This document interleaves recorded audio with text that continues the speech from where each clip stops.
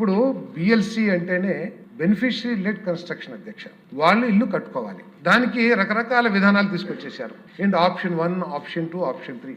ఆయన గొప్పగా మీరు కట్టుకుంటే మీరు కట్టుకోండి, లేకపోతే నేను మెటీరియల్ ఇస్తాను మీరు కట్టుకోండి, మీరు కట్టుకోలేకపోతే ప్రభుత్వమే ఇల్లు కట్టిస్తుంది అని చెప్పేసి ఆ రోజు పెద్ద ఎత్తున ప్రచారం చేశారు అధ్యక్ష. ఆఖరికి ప్రభుత్వం కట్టించలేక ఆప్షన్ 3 అనే ఒక విధానాన్ని తీసుకొచ్చి కాంట్రాక్టర్లకి, ఆ కాంట్రాక్టర్ ఎవరు అధ్యక్ష? మిత్రులు చెప్పినట్లు వైసీపీ నాయకులు అధ్యక్ష. వాళ్ళు చేసిన దాని మూలంగా ఈ రోజు హౌసింగ్ ప్రోగ్రామ్ అంతా కూడా నిర్వీర్యం అయిపోయి ఎటు వెళ్ళాలో ఎటు వెళ్ళకూడదు కూడా వాళ్ళు చేయటమే కాకుండా అధికారులు కూడా బలి చేసిన పరిస్థితి చాలా కనపడుతుంది అధ్యక్ష. కాబట్టి ఈరోజు అనేక విధాలుగా ఈ కార్యక్రమాల్ని మరి ఇది చేస్తాం జరిగింది అధ్యక్ష.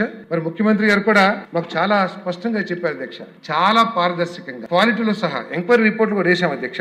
ఎంక్వైరీ రిపోర్ట్ లో చాలా స్పష్టంగా తెలిసింది ఏంటంటే నెల్లూరు జిల్లాలో ముఖ్యంగా enquiry vigilance and enforcement directorate కూడా ఎంక్వైరీ చేశారు అధ్యక్ష.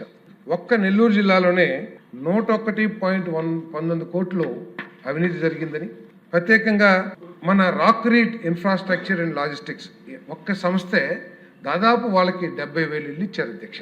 80 కోట్లు ఒకటి కూడా ఎక్కడ కూడా పూర్తి చేయలేదు అధ్యక్ష.